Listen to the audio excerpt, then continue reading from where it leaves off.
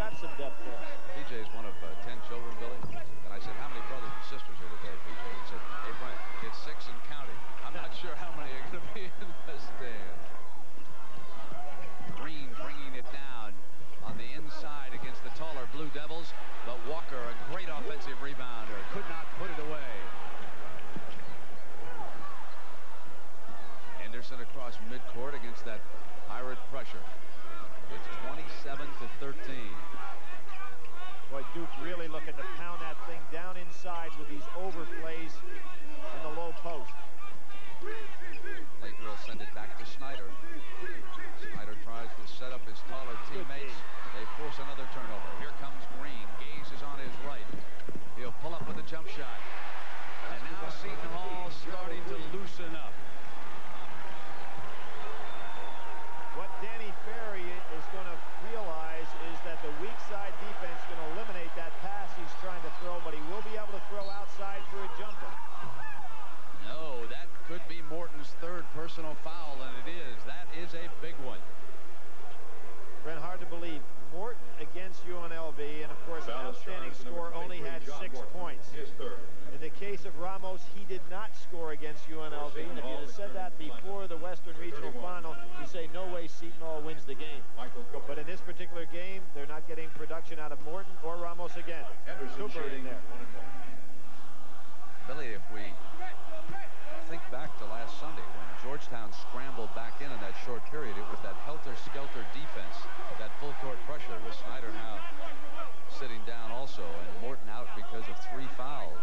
But you remember how the helter-skelter got the Hoyas back? The Blue Devils had some difficulty with it. So if Seton Hall is to get back in this one before the intermission, they've got 7 minutes. It's 28-15. They will need some turnovers. Well, the way you get them is you got to score in the offensive end so you can set up your press. That's been their problem so far. They Cooper can't score. Wasn't even looking, but Gaze comes over and gets the errant pass. Good pass. And it's Walker coming up on Leitner, who was there, and the foul is against Leitner, his second. Looked like a pretty good defensive play by Leitner. Had his hands straight up in the air. Mike Krzyzewski complaining about it a little bit as well. That defender does have that position he can establish. For Seton Hall, number 52, Nick Katsikas. Well, at the conclusion of this Final Four game, we'll select the Chevrolet Player of the Game, and in conjunction with the award, Chevrolet will donate $1,000 to both Seton Hall and Duke. Brent Katsikas in the game now. PJ looking to see before this half ends if he can find somebody can drill one from the perimeter.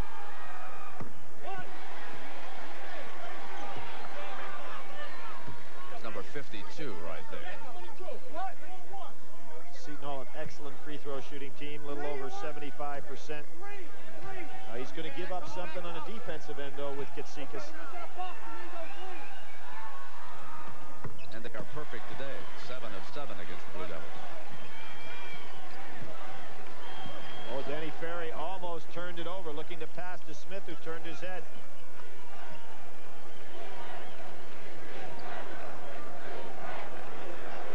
Again, the double low stack by Duke. Ramos half-fronting Leitner on the inside. They couldn't punch it in.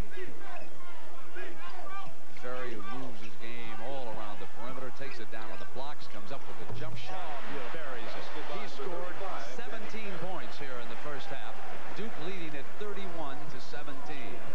So just when it appeared like the Hall might pull back into it, Duke extends its lead, and Gaze continues to miss outside. He is now 0 for 5 from the game. And Leitner again with another strong rebound. They turn it over on a sloppy pass. But what really happened there, too, is that Walker was playing such great defense on Ferry. Ferry couldn't get in position to make the catch. For Seton Hall, number 32. Walker is slim from the waist down, but he's got a good upper body, and it must have a lot more strength, and he must be very wiry there because he moved Danny Ferry on that play. Avent replaced Ramos.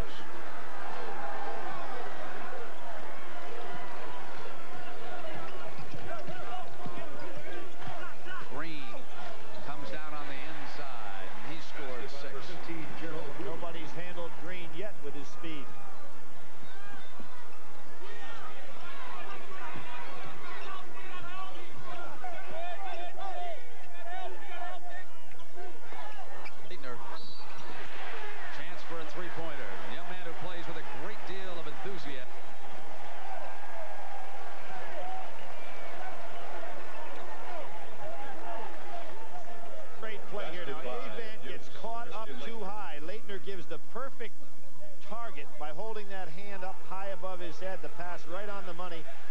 difficult to stop. Foul Should we charge say, number is 52, Leitner Nick for real at Katsikas. one of our tips before the game? We're going to put an exclamation point on that one. Alonzo Mourning would say he's for real. Alonzo's a fan.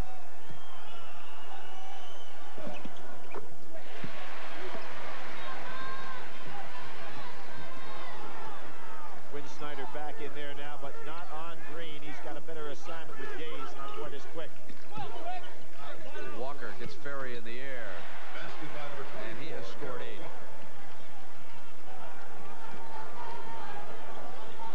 Well, they're going to need some points from Andrew Gaze. Still looking to get here in the scoring column for Seton Hall in the first half. Kubek trying to get around Gaze. Now pulls up the jump shot. Knocked away from Katsikas. Henderson up over the back with his first personal foul. And we're in the 1-1, so Seton Hall will come down here and shoot a couple of free throws against Krzyzewski. Well, coming up next, it'll be that neighborhood war. Michigan against Illinois. 2 teams from the Big Ten.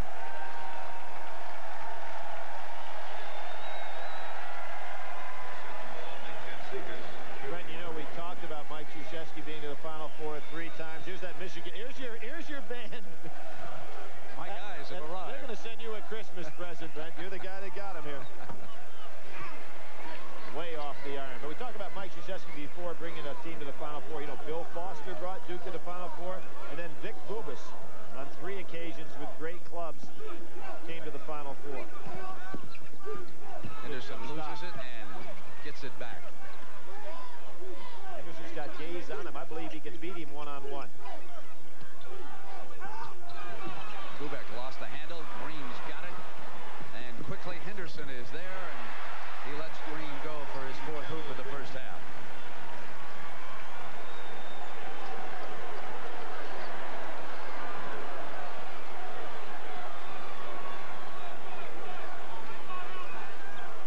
Seems that every time they get in trouble, it gets in Ferry's hands. Such a great passer for a big man. Always finds the open teammate. Snyder glides in, missing, and there was Ferry on the other side of the glass, but it is Snyder who gets it back. Throws it up. Fouled on that play. Snyder on the floor. It's Seton Hall's ball. So he paid a price for going in there. He sure did. He threw that up and got fouled and laid on the floor. No call. Smith returning. Number 33, John Smith. Replaces Greg Kubek. And Ramos back on the floor for Carlesimo. Big basket right here for Seton Hall, Brent. Get that thing down inside 10 points. Be a good comeback on their part. Walker staying with it, and he is fouled. And now that's Leitner's 3rd personal foul. Abdel Nabi with 3rd.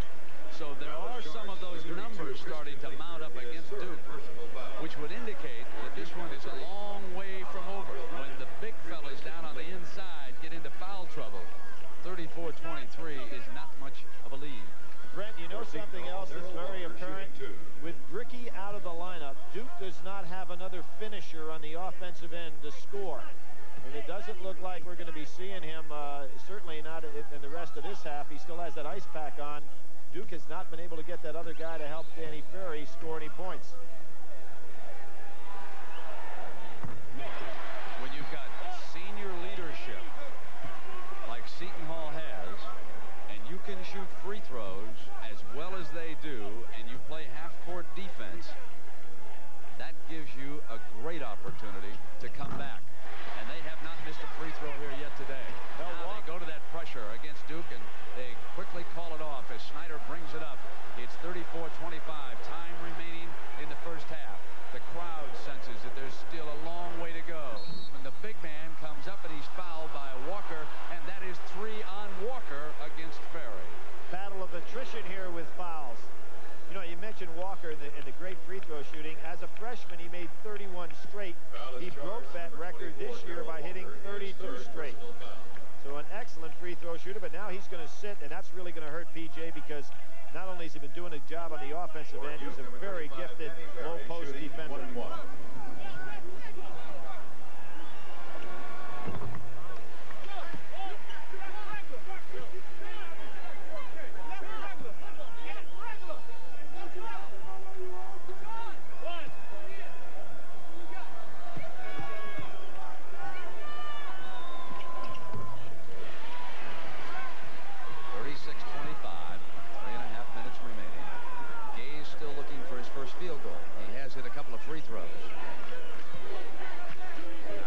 switch off. Giving them still a different look on defense. Up over the zone from the corner. A three-pointer by Green. It's 11 for the game. It's 36-28. The Hall is back in it. That was a set play that time, using Ramos for Green to hide behind. Ferry in low, goes to work. Short on the turnaround. Gaze with the rebound. Lead now to Green with that speed. Snyder awaits him. Green penetrates on the inside. They'll use Katsikas left-handed. He buries it. The three-point shot. Now it'll be a timeout, Duke.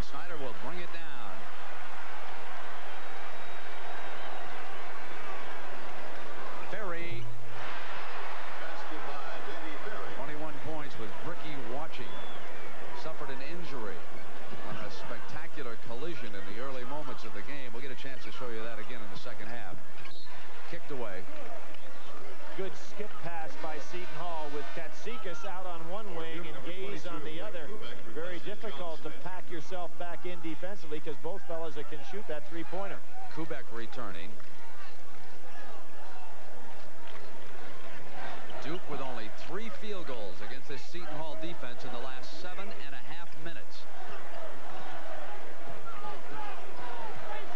Green, one of the trio of the New York seniors who played Riverside Church.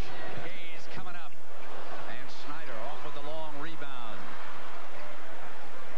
Another thing that's good about Seton Hall, a well-coached club, they get back on defense from offense. Very difficult to get an easy break. Duke goes to a little four corners. Going to take the last shot here. They're going to have, what do you get, about a 6-second differential, so they do have to give up the ball.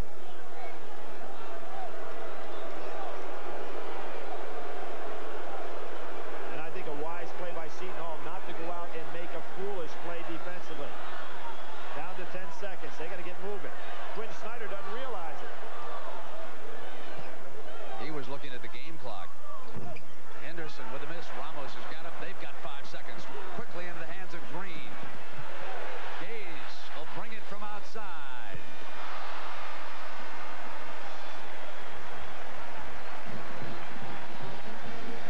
Duke led it by 18, and they were feeling very confident. But P.J. Carlissimo's Seton Hall Pirates hustled back in.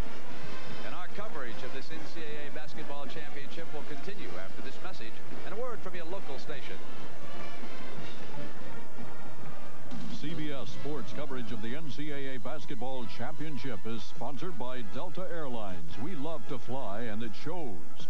IBM, the people, products, and resources to help you find the right solution. And by Diet Pepsi. Make a fast break for great taste. Diet Pepsi, the taste that's generations ahead. Inside this briefcase are the simple tools that enable your authorized Mercedes-Benz dealer to do what no other dealer in the world can. Used skillfully, these instruments can help negotiate no down payment, lower monthly payment lease terms on select models. Why drive anything else when a new Mercedes-Benz is more affordable than ever before? A new leasing plan on a new Mercedes-Benz for a limited time only at your authorized Mercedes-Benz dealer. Express mail from your post office has a whole fleet of 727. We deliver. A guaranteed morning delivery. We deliver. And an overnight price of just $8.75. We deliver.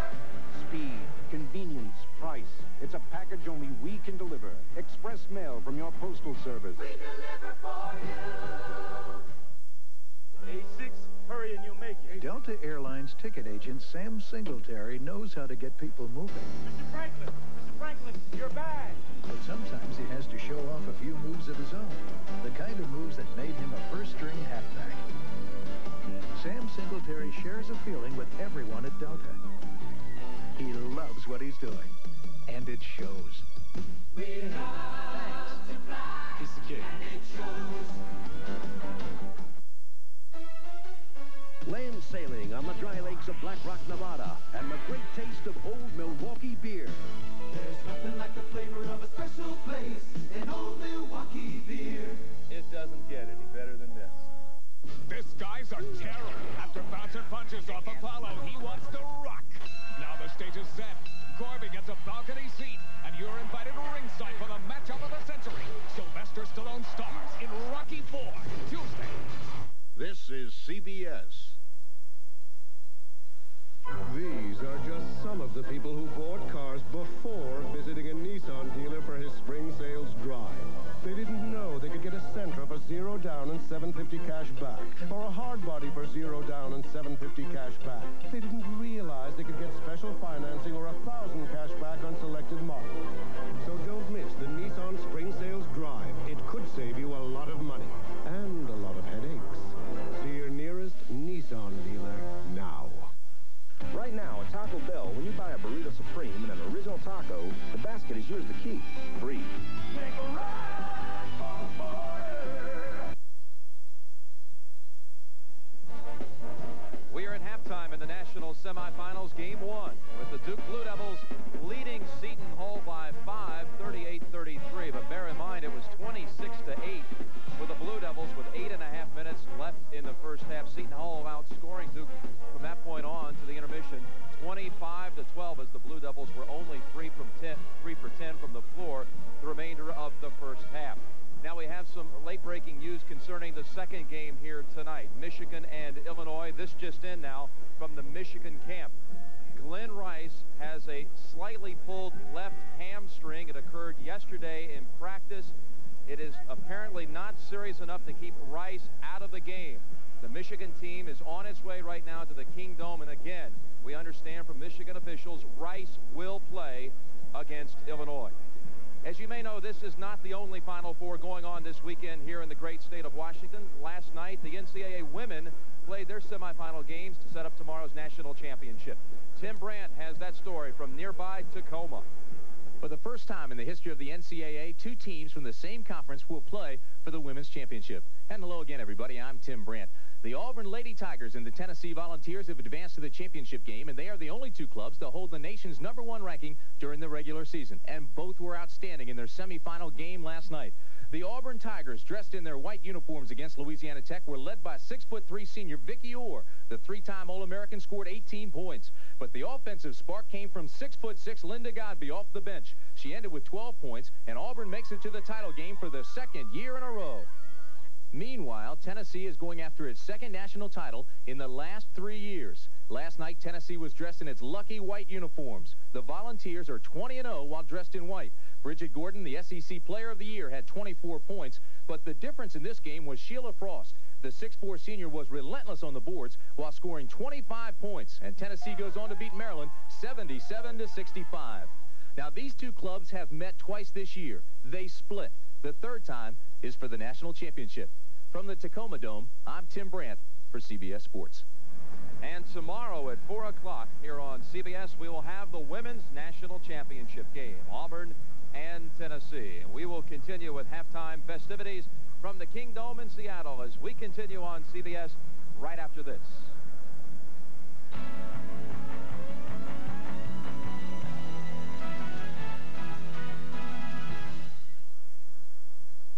Relive the excitement of the 1989 NCAA Final Four with a copy of the official souvenir program. To obtain your copy, send $8 to Final Four Program, Post Office Box 1989A, Lexington, Kentucky, 40593-1989. Please allow 4 to 6 weeks for delivery. This message furnished by the NCAA.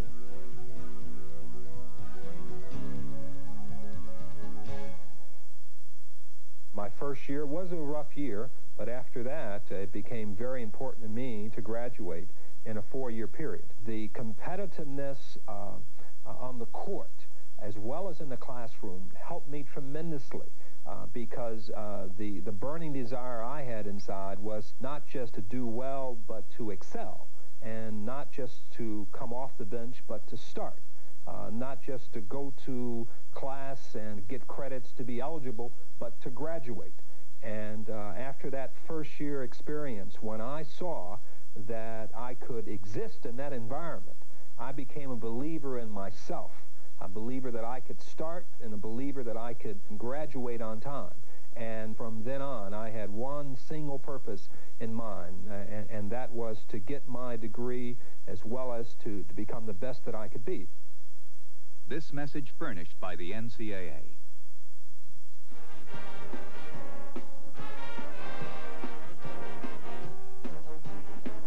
We're back here at the King Dome in Seattle, the site of the 1989 NCAA Final Four, to continue a time-honored tradition.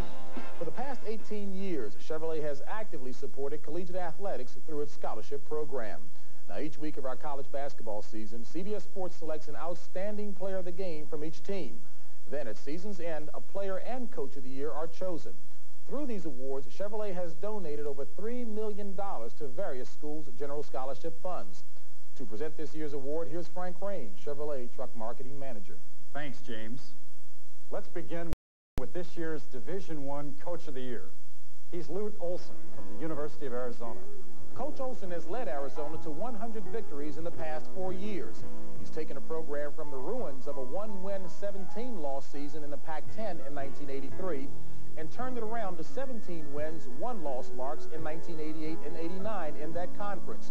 He took the Wildcats to the Final Four last year, and this year they were the nation's top-ranked team at the end of the regular season. Coach Olson has also been named the Pac-10 Coach of the Year 3 times. Congratulations, Lute. Chevrolet is proud to present $2,500 to the University of Arizona's General Scholarship Fund in your name. Thanks, Frank. I'd like to thank Chevrolet and CBS Sports for according me this honor. I'd like to pass out a very special thanks to my team and to my staff for making this possible. Thank you, Lute. And now for the Chevrolet Player of the Year. Judging this year's performances by so many great athletes was demanding, to say the least. However, one player distinguished himself as the best of the best. This year's Chevrolet Player of the Year is Sean Elliott, also from the University of Arizona. Sean Elliott is the Pac-10's all-time career scorer with 2,555 points. In fact, he surpassed Lou Alcindor's league mark with 35 points against UCLA a few weeks ago. He is the Pac-10 Player of the Year for the 2nd consecutive season and a 2-time All-American. Congratulations, Sean. Thank you, Mr. Rain. I'd also like to thank Chevrolet and CBS Sports for making this award possible. But I'd especially like to thank my teammates, my family, and the coaches at the University of Arizona. Thank you. Congratulations, gentlemen. And let me add CBS Sports and my personal congratulations to you both as well. And thanks to Chevrolet for making these awards possible. Thanks, James. And on behalf of Chevrolet, let me extend our congratulations to CBS Sports for its continuing fine coverage of college basketball. So back on the court, it's Duke 38, Seton Hall 33 at halftime, with Danny Ferry leading the way for the Blue Devils with 21 points. Right now, let's take you back in the corridors with our reporters and check out what the coaches had to say at the intermission. First stop, the Seton Hall locker room. Right outside is our Leslie Visser. Leslie. Thanks, Jim. I spoke with Seton Hall assistant coach John Carroll, and he said that he thought the Pirates were a little bit nervous at the start of the game, that both Ramos and Gaze were forcing their shots instead of letting the game come naturally to them. As for stopping Danny Ferry, he said they'd like to get a hand in Ferry's face and also push Ferry away from the basket where he's less comfortable. We'll see if that strategy works. Over to you, James. All right, Leslie, quite a lengthy halftime chat taking place by the Duke Blue Devils and Coach Mike Krzyzewski. As the players came off the floor, there was an awful lot of concern on their faces. One, they had an 18-point lead in the first half, chipped down to 5. Number 2, Danny Ferry, although a great individual first half with 21 points, the next highest score, only 7. Now, the major concern, of course, is the condition of Robert Brickey. As he came off the court, I asked him, did he think he can make it the second half? Since JB, it looks very doubtful. A lot of pain in that right thigh. Now let's go back to the anchor chair and Jim Nance. All right, James, so we're getting set for the second half. We'll take it back to Brent and Billy as we continue from the King Dome after this message and a word from your local stations.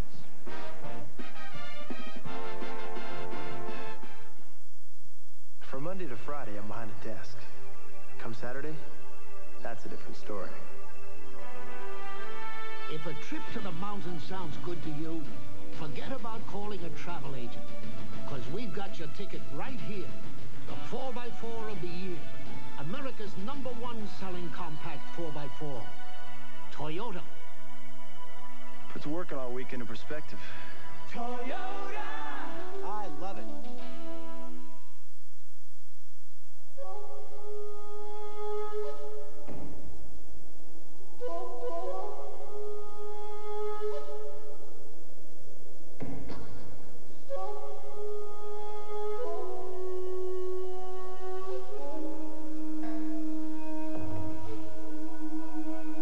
Life's full of simple pleasures, like the comfort of Levi's jeans. Or had you forgotten? Richard York. Times will soon begin. Where's Sophie? You gotta hold on to the fire. Mark Zimmerman. The fire deep within. Adele Zion. Don't wanna lose the fire. Carl. Just gotta cool me down. Carl Hooker. Cool me down, 7-up. Cool me down, cool me down, 7-up. Cool me down. It's ever so tough being ranked #1 and not being ranked. What assists me is the maximum protection and aromatically airy scents of Right Guard Sports Stick from Gillette. Anything less would be uncivilized. This is CBS. Recent United States Auto Club tests prove it. The Cadillac Seville, STS, and Eldorado accelerate faster from 0 to 60 on dry pavement than the BMW 525i and Jaguar XJ6. The tests also prove these Cadillacs corner quicker and handle the slalom course in less time. That's performance leadership Cadillac style, and it's raising the standard of luxury automobiles as well as a few eyebrows.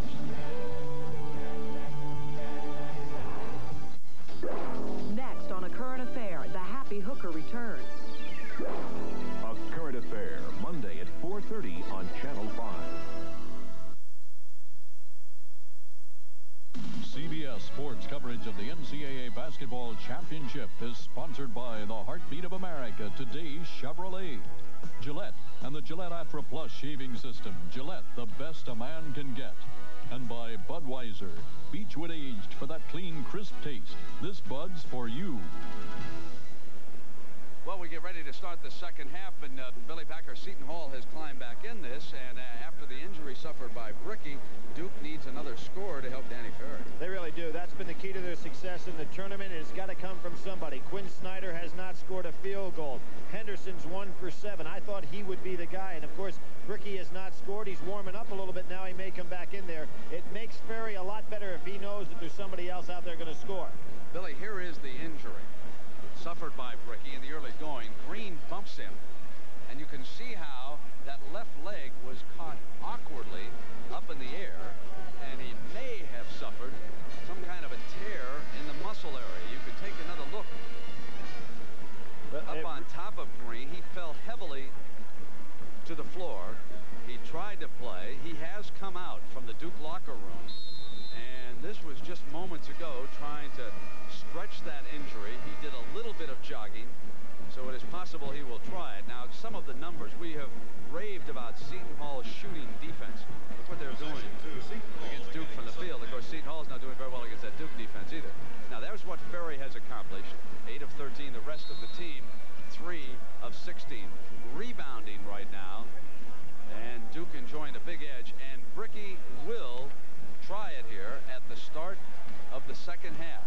And Billy, why is he so important to this offense? Well, Danny Ferry is not only a gifted player physically, he is mentally as well, and he has a sense for his ball club. I thought in the first half, he all of a sudden sensed that there was no scoring. He was trying to do too much himself. He had a great first half, but he really needs somebody else to take that scoring load. It could come from Bricky. Morton goes right by him. Morton, who sat out most of the first half because of 3 fouls, puts in the first field goal to start the second half. And they pull to within 2 points. Remember, they were down 18. That was a smart play by Morton to go right at him. Ferry coming around the corner, score it, and he'll step up to the free throw line. Ramos staring in disbelief as he has been assessed his second personal. Ramos, an excellent defender, but that's what's so tough about Danny Ferry. As I said, he has unlimited range with his jump shot. He can go out beyond 3-point. He's very good at that mid-distance jump shot, and then he goes with a pump fake and takes it to the basket. Tough for Ramos. Billy, when you have a big lead in college basketball and it starts to drain away, do you get scared? Oh, yeah, and particularly a team that's been in its Final Four before, and there's Ramos with a walk. You start looking up at the scoreboard a little bit. And if you're Mike Krzyzewski, you're nervous until you can see somebody else putting some points on the board other than Ferry. Ramos goes out. He's having a nightmare of a game. As I said, did not score against UNLV. Just can't get it in gear. And it'll be the sophomore again, number 32, Anthony Avent, down on the inside. So Ferry, who has carried the load, trying to find some offensive help this time. And it'll be Leitner stepping out. They punch off, turn it over. And Morton pounds it down in the middle. He'll go all the way if he gets a chance. Off balance also. And it's Duke's turn to come back down. Bounce pass to Henderson for the layout. Nice pass by Quinn Snyder on the 3-on-2 break. That's where a Morton out of control can hurt you. If he is unable to finish up, it gave Duke an opportunity to come back. That's why they changed the point guard situation at Seton Hall last year. Green had the good first half, exploding by. People need to keep that dribble alive there.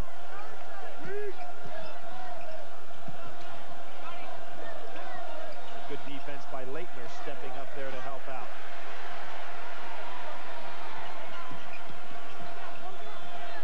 And now it's Duke's interior defense does a job, and Green missing the two.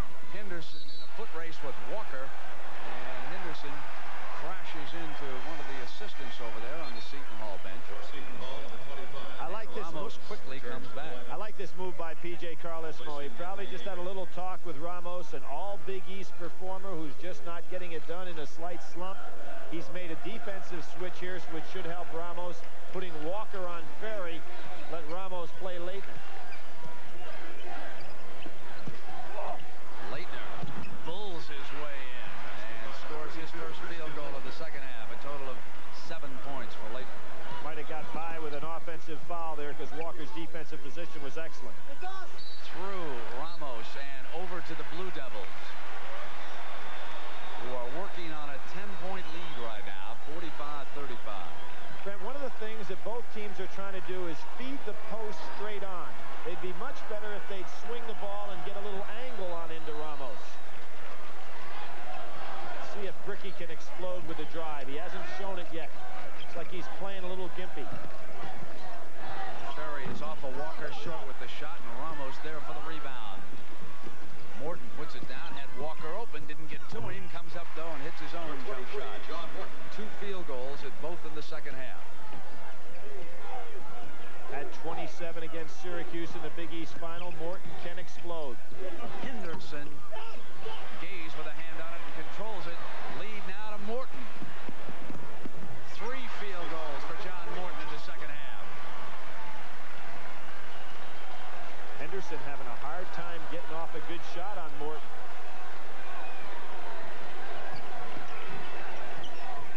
Gaze taking Bricky. Snyder cut off. Now he'll punch into Ferry. Ferry coming up. Walker not wanting to foul. Backs off. And Duke gets it as Henderson dug it out. Good rebounding by the guard. Misfiring. Seton Hall's ball. Brent, I sense that Duke has got to, in the next minute or so, get some scoring from somebody. Let's see if Ricky can run. He really can't. You notice that? He cannot run. He had to stop. Yep. And come back. Now what Seton Hall should do is recognize that and get Gaze with the ball in his hand and beat Bricky one-on-one, because Bricky just can't run. Leitner. And that's his 4th personal foul. Foul is charged to number 32, Christian Leitner. Abdel Nabi will replace him, and he comes into the game with 3. Number 30, Abdel Nabi replaces Leitner. Mike Krzyzewski can still go to Buckley and Palmer. He's got size down there, but not experience in a game like this one. Here's Gaze, Ricky taking him, and on the punch-in, another foul, and this one on Abdel Nabi, his 4th. Foul is charged to There was the angle I was talking about, hitting the low post. It's been tough feeding a man straight on, but you get that angle, like that 45-degree angle, a guy like Ramos can put a man on his hip. Walker steps inside of Abdel Nabi that time, who did not want to reach in and risk his 5th personal, and it's 12 points for Walker. One of those underrated guys down on the inside who can do a lot of the little things, a lot of the dirty work. Snyder hoists a 3. Off into Green's hands, and Snyder is called for the foul, his 3rd. Krzyzewski can't believe it. Snyder still without a field goal. A lot of pressure on this young man coming back home to play here. He's the native of the Seattle area. And just not getting it going offensively. Duke has led it all the way, but things are not going their way. Morton missing, but Gaze was there. Perfect pass. And now Bricky is back down on the court again. Brent, he's not going to be able to make it. For Seton Hall, Michael Cooper, number 31, returns to the lineup. For Duke, number 22, Greg Kubek. It's a big blow for Duke University because they lose a guy who is a potential finisher on the break. And now the scoring has to come from Henderson to help Danny Ferry. Ramos working away on Ferry on the inside. Denied the pass. John Smith will try it from the perimeter. He is short. Rebound by Seton Hall. Michael Cooper yanked it away. You can sense Seton Hall starting to pick up a lot of confidence in this run right now. They have not had the lead the entire game, but you sense they see that Duke is struggling offensively. And if you're Seton Hall, they should be helping out even more on Danny Ferry now, because you know that he's going to try to take it over. Walker. Basketball number 24, Darrell Walker. Duke has hit only one of its last 6 shots. Henderson. Cooper is there. The Hall can tie or take the lead. Batted back, Duke's ball. Lead Ferry. 26. But Brent, you notice that their baskets are not coming within their offense. Inside again, put it down. And Seton Hall's baskets are. Smith's first personal foul. Clay Buckley into the ball game now for Duke. His father Jay played in the Final Four. So Mike really having to go down this bench. Al-Nabi with what, 4? He's got Leitner in trouble with fouls. Foul on John Smith. Buckley is 6'10", the sophomore out of Wayne, Pennsylvania.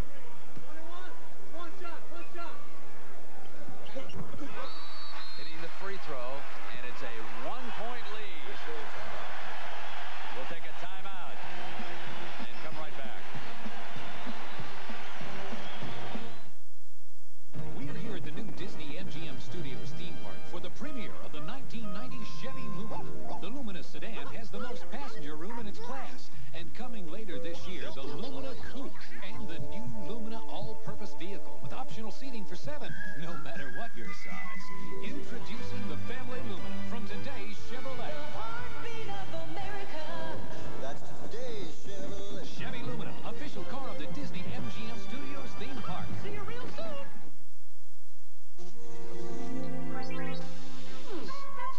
Perfect. Absolutely perfect.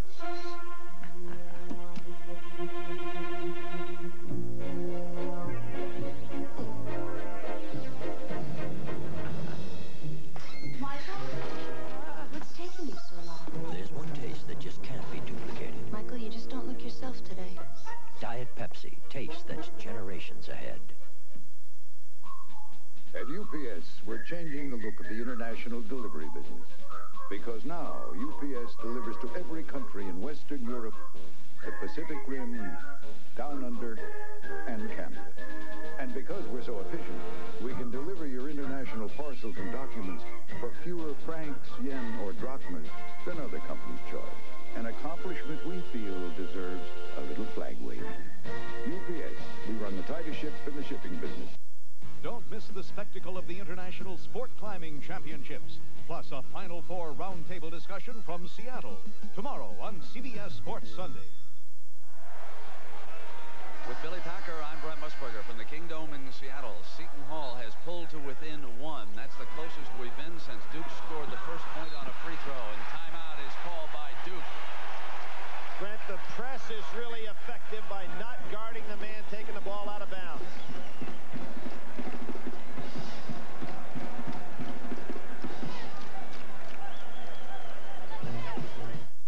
You're looking sharp. You're looking good. You've come so far. And we know how to make the most of who you are. Father to son.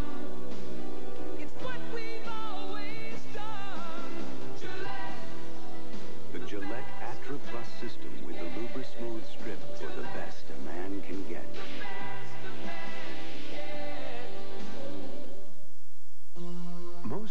computers are like a two-lane highway, which is fine until there's so much information, even important data gets stuck. But you can have more lanes for information in your system right now with an IBM invention called microchannel in many IBM Personal System 2 computers. It's putting an end to roadblocks and speed limits, so you'll be going places faster today and down the road. When you're thinking ahead, you're thinking IBM Personal System 2. For hanging in, for hanging tough, for holding on when the going's rough, for a smile that's part of you, that extra mile, for coming through, this was for you. Beechwood aged for the taste so crisp and clean, so refreshing. It's the king of beers.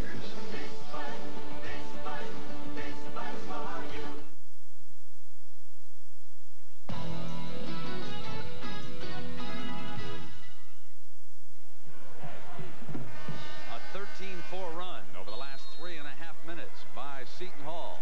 They trail it by a point and applying the pressure. Snyder, who still is looking for his first point in this game, bringing the ball up now for the Blue Devils, who have Ferry, Kubek, Buckley, and Henderson, number 3. They apparently have lost Bricky for perhaps the rest of the afternoon after suffering that leg injury in the first half. He tried here in the second half and couldn't go. Seton Hall digging back in. Henderson squeezing the trigger. And now the Hall can take the lead. Green on the bounce pass to Cooper. And it goes over. Fred, you can see that Seton Hall has taken Duke out of their offense completely. The basket counts. Seton Hall leads. Foul against Seton Hall. It's 50-49. Well, they battled back 19 points from being down by 18 at one point. Here's the fast break coming out. Good job by Cooper taking it right to the hoop. Kubek's waiting for him. One of the things Duke could do right here against this particular press is let somebody other than Danny Ferry take the ball out of bounds so that he could be the recipient of the pass by throwing over the head of a guy like Green, who's much smaller. The first lead by Seton Hall in the game. Ferry can't get it back. Ramos yanks it away, and he is fouled by Buckley. As much as Mike Krzyzewski doesn't want to do it this early, I think he's got to come back with Christian Laettner to get himself another score in the game. Buckley not going to score. Kubek not going to score. Snyder hasn't shown that he can, and Henderson having the cold hand. Great comeback by Seton Hall. In low to Ramos. And he turned it over. Ramos can't believe it because he's normally pretty steady on the inside. But here's an example. See, Danny Ferry's taking the ball out of bounds. They could throw over him. Bounce pass by Snyder is a beauty, and Henderson finishes. 13 for the game with Laettner watching. Duke leading now 51-50.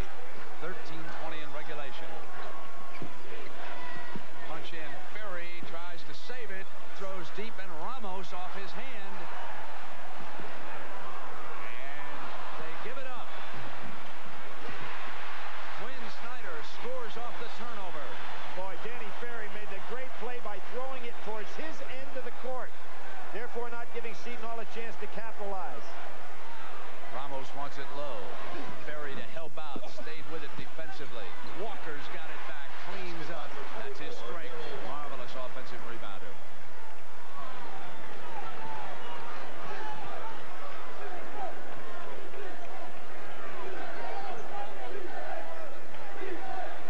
Gaze is not getting enough credit for his defense in this game. He's shutting Henderson down pretty well.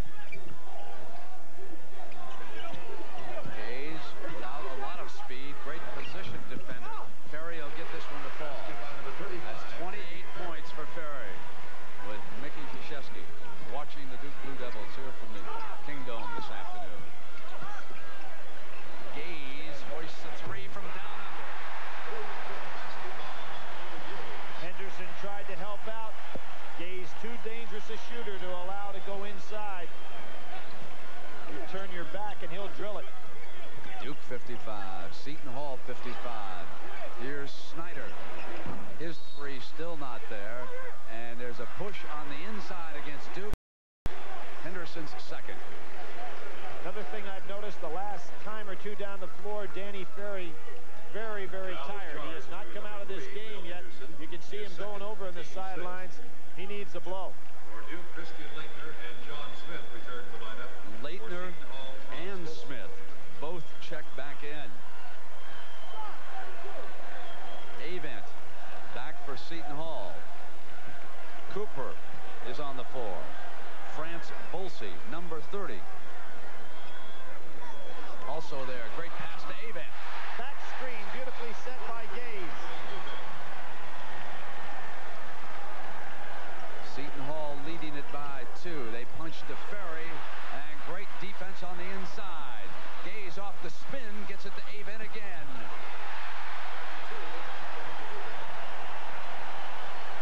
It's a 4-point lead by the Pirates.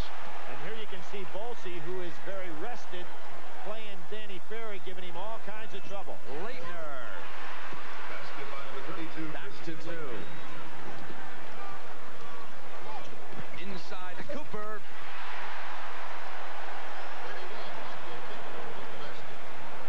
61-57. Seton Hall leading Duke.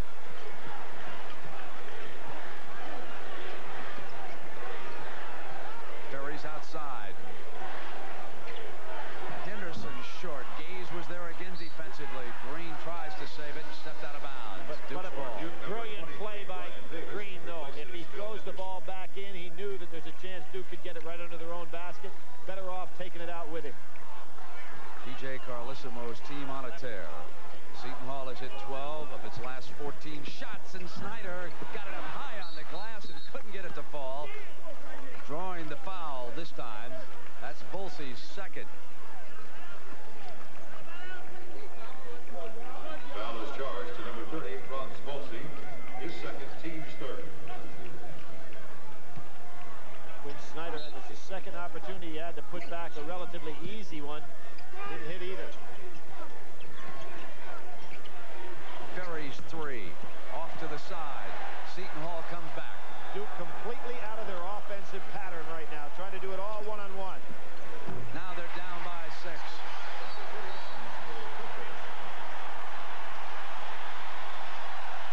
We've got a timeout called by the Blue Devils.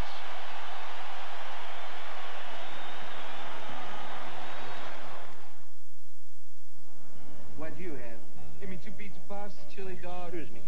Gus. 1 minute. Sorry. Give me 2 pizza puffs, a chili dog, a large. Hey, Lord. Gus, I told you, to be hot dog kings, we need lots of Bud Light. Not Bud Light? If you want the one light that outshines them all, ask for Bud Light. Now what do you think? It's beautiful. Because everything else is just a light. Hey, what about my pizza puffs? After 6 hours of school, I had enough for the day. I hit the radio dial. With the designed-in sound of a Delco Electronics music system. Now the best seat in the house is in your GM car or truck.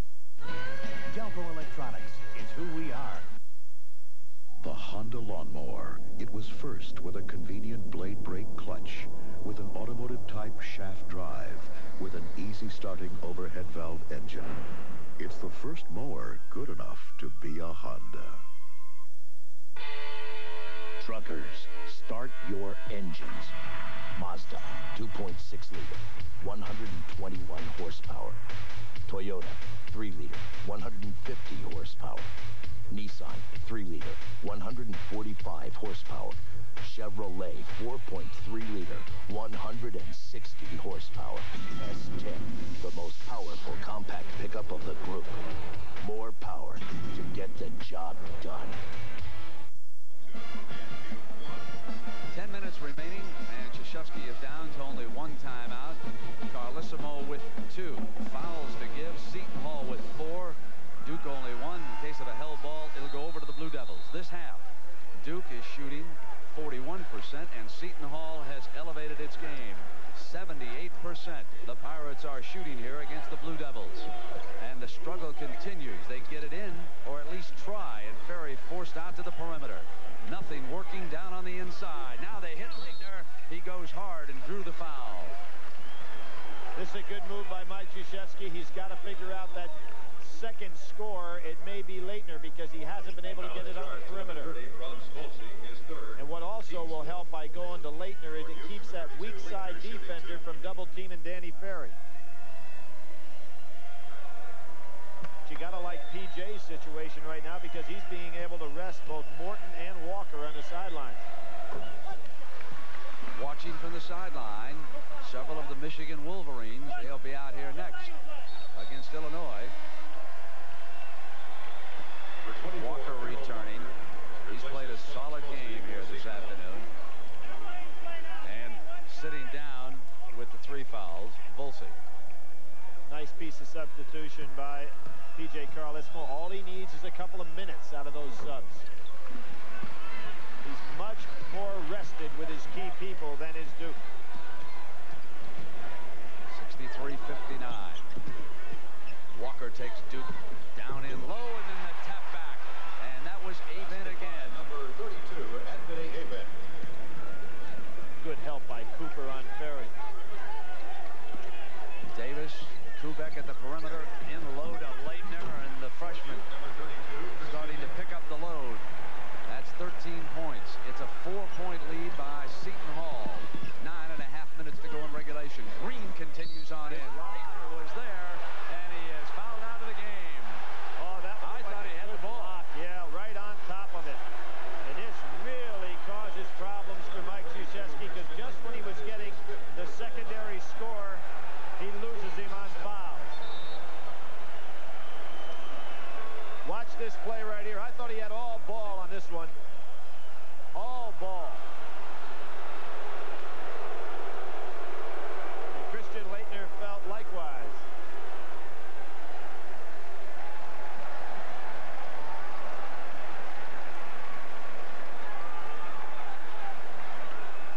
Smith.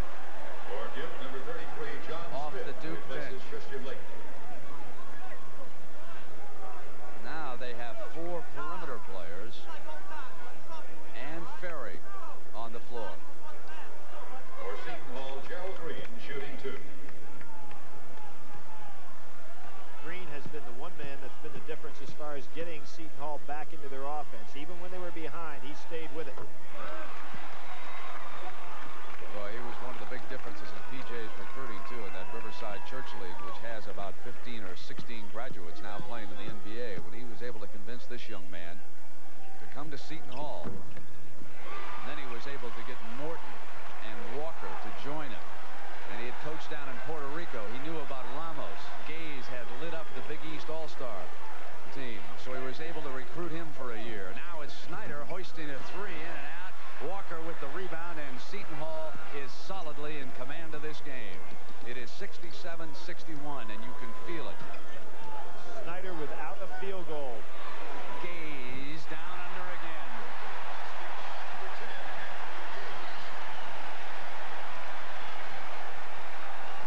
Well, he can shoot that 3-pointer without his legs being in good position, which is hard to do. Duke really panicked right now. You can see it in their eyes. Snyder again, and this time he finds the range from 3-point land. 5 points total, all 5 in the second half, keeping Duke within 6 points. It'll be Gaze again. Oh! Well, they don't have Larry Bird in Australia, but Gaze will do down there, won't he? Remember a name like Oscar, Brent? That's what those guys can do from the outside to get that 3-point swing going. Avent fouling Ferry. Avent's first. Gaze has done the job all year long from the outside as a perimeter shooter, but today I think he's done a great job defensively as well. Bricky will try it again. And John Smith. Injured his leg early in the game, stayed in, was forced out, finished half on the bench as Ramos checks back in for Seton Hall. Green is also out, along with Avent. Again, pulling all the right buttons is P.J. Carlesimo. He takes Green out of the game at a time when if he can get 3 minutes out of Pookie Wigginton, allows Green to come back fresh for the stretch run. All 5-4 of Pookie Wigginton bringing the ball up now. He was some player in the JC League in California. He's had some problems with a knee. Gets it back from Ramos. Snyder not so used to looking down defensively. I think that Ramos can score on John Smith on the inside. Smith trying to stay with it. Ramos and Wigginton are there defensively. Smith waits for help. And they hit Henderson on a flash. And Gaze was there, off into Wigginton's hands. 73-65. Seton Hall, 7.5 minutes left in regulation. Gaze just doing the job on Henderson. Henderson cannot get off the shot down inside. Even though he's an outstanding leaper, Gaze's timing has been perfect on the defensive end.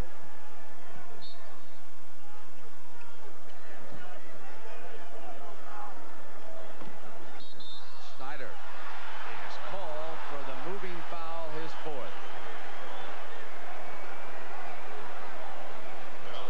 Now there's a case where you know Wigginton is not going to be a threat to score that far out. Quinn Snyder just has to play him solid. No reason to try to draw the charge out there. Number 22, Greg Kuban, replaces Quinn Snyder. A good team for Seton Hall to press right now with Snyder out of the game.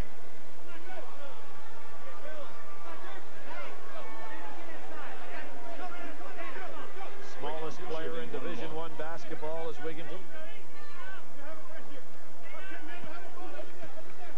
On the floor for the Blue Devils, Ricky, Henderson, Ferry, Smith, and Kubek. Cooper gets it back into Wigginton's hands. Gaze was ready, wasn't he? He sure was. He was thinking about it.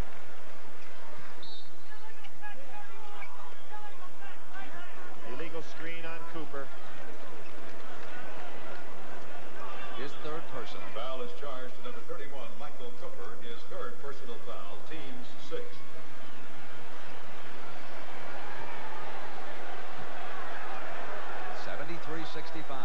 Seton Hall leading. Now Henderson has a much smaller man on him. See if he tries to go over Wigginton. Smith on the inside. It's blocked. Out of bounds, Duke ball. I think Duke would be smart to get Henderson down in low with Wigginton. He can shoot over him. Henderson 4 of 15 here this afternoon.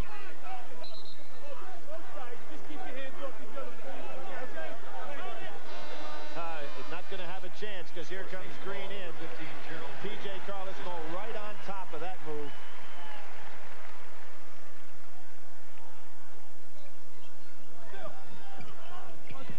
Kubek got hit on the arm. No call. Seton Hall's ball.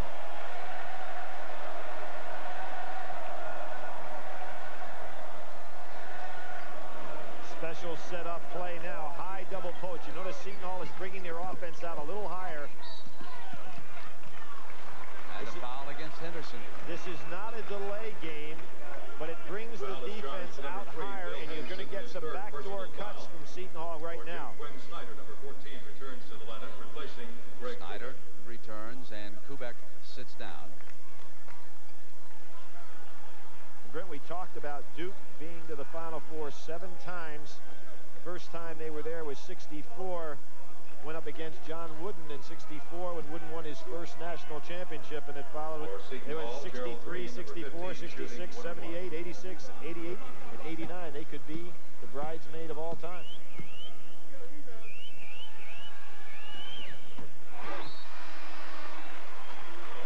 And a good free throw shooting team is Seton Hall. Gaze sits down to a round of applause. Well, the MVP of the West Regional had an outstanding game today, and give him some accolades for the defensive work he did on Henderson.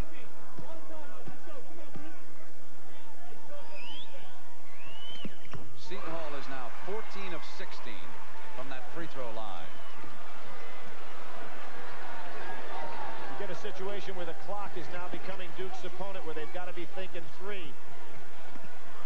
Ferry. There's a push by Smith, not called.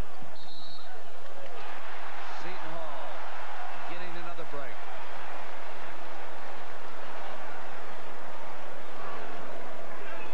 I bet Danny Ferry will not be able to post up down low and get those moves because Seton Hall is bringing people from the weak side over to stop that play.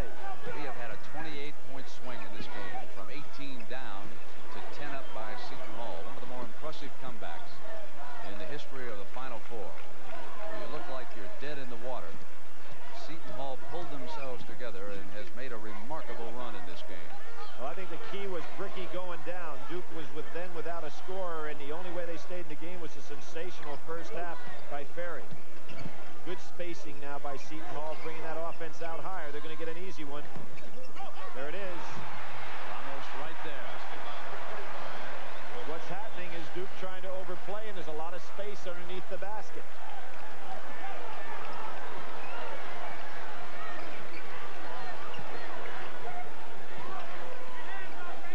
Snyder's three. 2 in a row for Quinn Snyder. Kind of firepower they're going to need here. It's 77-68. Just inside of 5.5 minutes to work with. Gaze nice to return move soon as Morton got it inside to Ramos again, and he'll stay with it.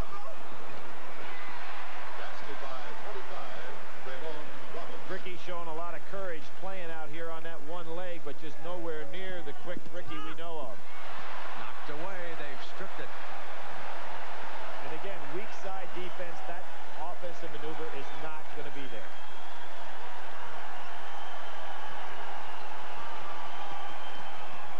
Ferry jumping out commits the personal. His second.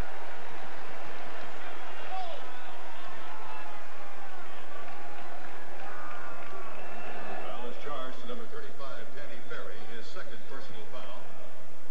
For Duke, number 22, Greg Kubek. Number 30, Gaze's father is the John Wooden of Australia. He is the gentleman there with the gray hair on the right. His name is Lindsay Gaze. He coaches a team down in Australia, and it's a team without a star. And that's his son. He badly wants this season to end so he can get his son back home down under. This has been a tremendous learning experience for Andrew Gaze. He was talking about it yesterday, given an opportunity to play 1 year in the United States. And Brent, being 24 years of age, I don't even think Seton Hall will be applying for him to go ahead and get that other year. He still would have the opportunity to apply for another year of eligibility, but it looks like he is going to go back to Australia and continue to play for their national team. You folks down in Australia should know that his nickname is Jacks, as in Hungry Jacks. For those of you in the U.S., that's the McDonald's of Australia. Here's Ferry gliding in, missing, rebound, Ramos. And Duke battles to save it, but they have stepped out of bounds at the end line. I believe that's Davis who went flying in there. Yes, it is. With this lead, PJ's going to want to start using that clock just a little bit. Does it sound funny to anybody else to say Seton Hall is going to play for a national championship? What a tremendous story this is, and they're now within 4 minutes and 25 seconds of moving to Monday night. And they did it the old-fashioned way here this afternoon. Nothing but hard work. There wasn't anything easy about what this team has accomplished here today. Morton.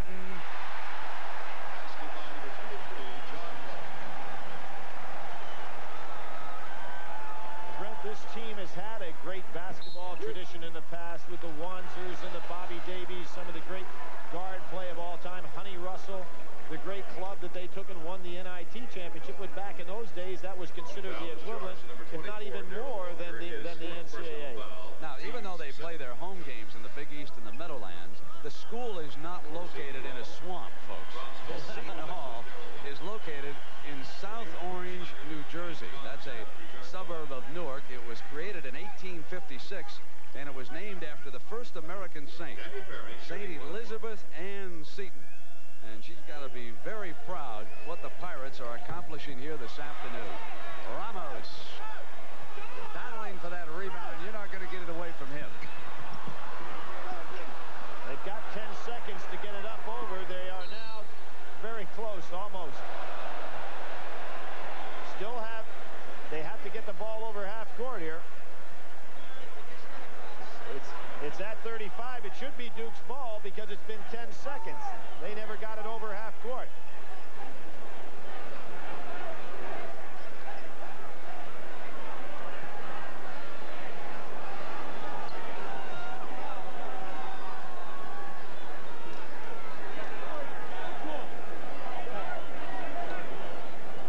Send a man along. Danny Ferry back here. Safety. They've got to get it over half court.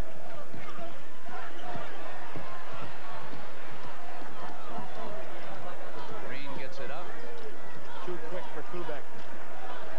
Again, watch where Seton Hall sets up. Everybody above that foul line looking for the spacing down inside. Blocking foul on Snyder, and Snyder is gone. We remember that scene when he fouled out the Georgetown game and pulled everybody over together, and part of his conversation was win one for me, but at this point, Brent, I don't think that's a possibility with just 3:39 to go.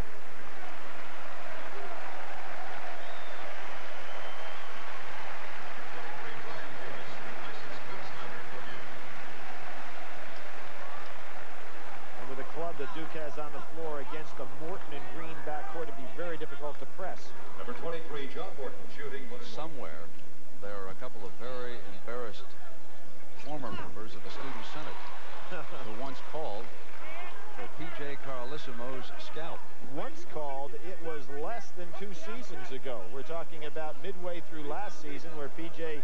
then eventually led them to their first NCAA bid, and of course this year they have them in the final and championship game. 85-68. Seton Hall leading. They were down by 18 in the first half. Smith is fouled.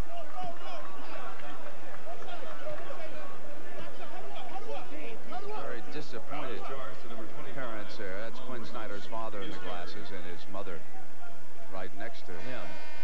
The young man who had a great high school career. He's a tremendous student at Duke. His grade point average is about 3.3. Those are numbers I can't identify with. I'm sure some in the audience can. He's Danny Ferry's roommate. They've had excellent careers. 3 Final Fours. But not one time are they going to come home with that championship. This will probably be the most disappointing of the failures. You lead it by 18 in the first half, and you've got everything going your way, and suddenly the plug was pulled from Mike Krzyzewski. Well, I really think that Bricky not being available took away one of the big weapons that Mike Krzyzewski would have to use. Just could not get any more scoring. And that's not to make an excuse for Duke, because Seton Hall has played a great game, particularly on the defensive end of the floor. Well, for the first 8 minutes, they played a horrible game. Shooting, if you will. They couldn't bury anything, and then they've turned it around. That great interior defense, and whoever they draw on Monday night, best be ready.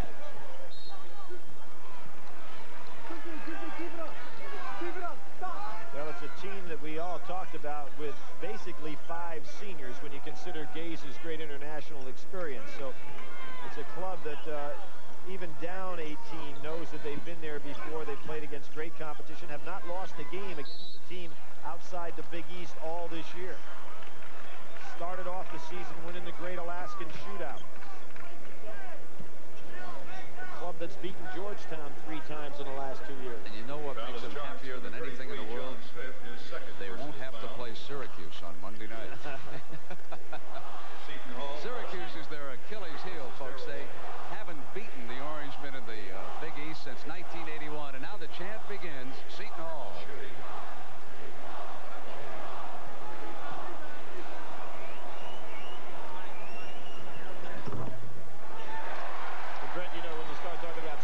This team out. I think one of the great one is this year they beat St. John's over at St. John's, the first time since 1913. I mean, that's a streak. This team has captured the imagination of the New York metropolitan area in the last couple of weeks with their great play. Ferry on a spinner. Smith will try to come back, knocked away, and they're on the end line. He was out of bounds. Duke's ball. Again, Danny Ferry trying to use that reverse dribble, only when he beats his man, he runs right into the weak side defense, making the shot very tough.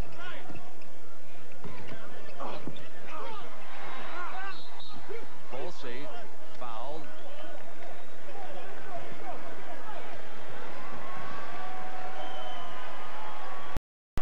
This is what has happened down the stretch in terms of field goals allowed by this defense. Why we've been raving about it all day long. Now, here this afternoon against Duke. Seton Hall, Volsey shooting only two field goals in the last 7 minutes. The other thing that's impressive is that they do it by taking a team out of their offense completely. You notice that Duke, midway through this second half, started to go completely one-on-one. It was the only way they could get a shot off. Ferry hoists a three in, and he has scored 32 points in what could be his last college basketball game. That reminded me of the shot that Sean Elliott hit to beat Duke in the Meadowlands this year. Reach-in foul by Davis on Morton. 2:23. So from the Kingdome in Seattle, this is game 1 of the Final Four. Seton Hall headed toward Monday night in the national championship, where they will take on the winner of that friendly little neighborhood war between Michigan and Illinois coming up next. You said friendly? Yeah, Illinois has beaten the Wolverines rather handily twice this year, but it may not matter here this afternoon if Glenn Rice continues to scorch the net the way he did coming out of that southeastern region. That'll be the second game of the national final. You know, Brennan, in a great accomplishment by Dave Gavitt and what he's done in putting together this Big East, Seton Hall becomes the 6th team in that league in the 10-year history to make it to the Final Four. A great balance from top to bottom. Kubek. Ferry stays with it, pulls his way around, and this time Smith coming up, and the foul is called on Volsey. That's his 4th. See the great effort by Danny Ferry trying to do everything he can to stay in this game, but I think they've known for a good 5 or 6 minutes here that this game was going to Seton Hall. Great career. John Smith shoots 2. Lead by 18 and now trail by 17. They were hit by a steamroller here this afternoon. Ferry, the only player in ACC conference history which has got a storied past with 2,000 points, over 900 rebounds, 450 assists. He's had a great career and put on an All-American performance here today, but they didn't get any help from scoring from anybody else. Somebody wide open, Gaze, but nobody sees him yet. There he is. A little frosting inside the 2-minute mark. They'll bring down the final seconds on the clock, and Seton Hall will head toward Monday night. Ferry, though, still battling away as the foul is called on Morton.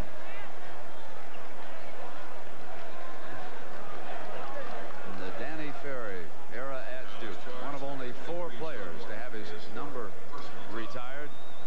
The 3rd time he's been in the Final Four in 4 years.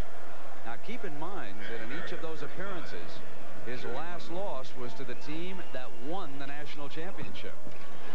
They were beaten in that final game as a freshman by Louisville. Then the next year they were picked off by Indiana, and the Hoosiers won the national championship. A year ago, Mike Krzyzewski lost to Kansas. So what a great omen that might be for Seton Hall.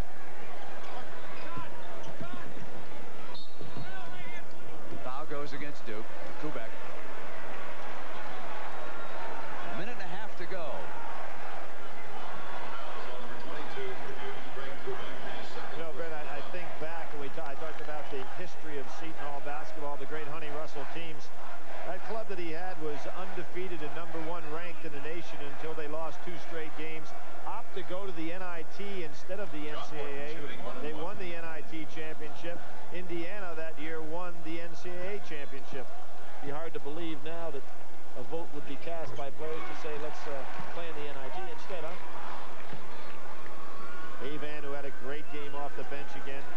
And that man who just reached over to cheer, P.J. Carlissimo, is having some tournament as a coach. tells him himself. He's not a board of directors coach. He kneels down in front of that bench, and he understands what's happening every minute. Ferry gets it back. Continuing to battle away in a lost cause. Taps one in. That's why he still has a great basketball future ahead of him. And a timeout has been called here by Seton Hall. 1:15 to go. Ramos, the veteran, says, let's talk about how we're going to run this clock out. Down by 18 in the first half. Moving toward Monday night and the national championship game. Blazing away at 75% in the second half. Gaze was open there, but they want to run down the clock a little bit, so they'll take a few more seconds off of it. Tough to press 5 seniors. All of which can catch the ball very nicely.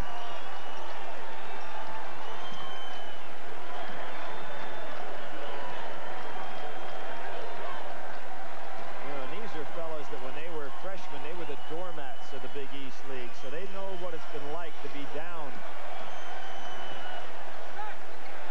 Gaze is 3. He's been waiting there, Brent, for what seemed like half a lifetime.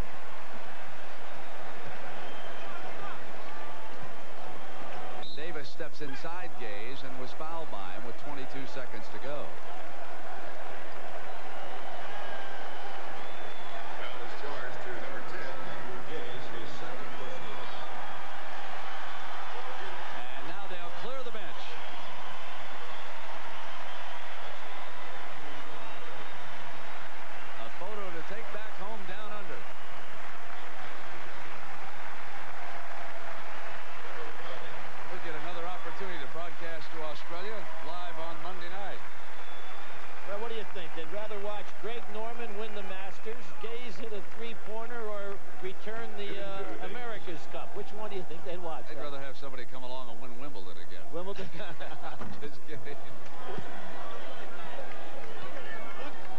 Well, at least this is a first for them. They're moving in on another sport. They've won Wimbledon before.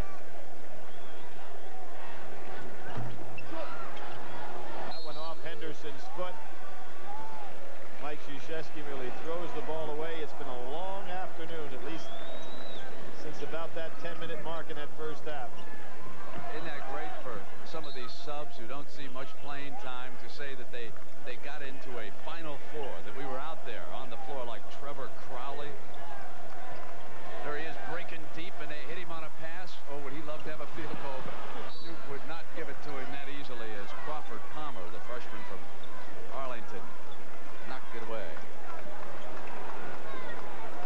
Has a quick coaching over there on the far side. You know, wasn't it nice and refreshing to see PJ was out here about an hour before the game talking to people? I mean, not uptight at all. He's really got his head on straight.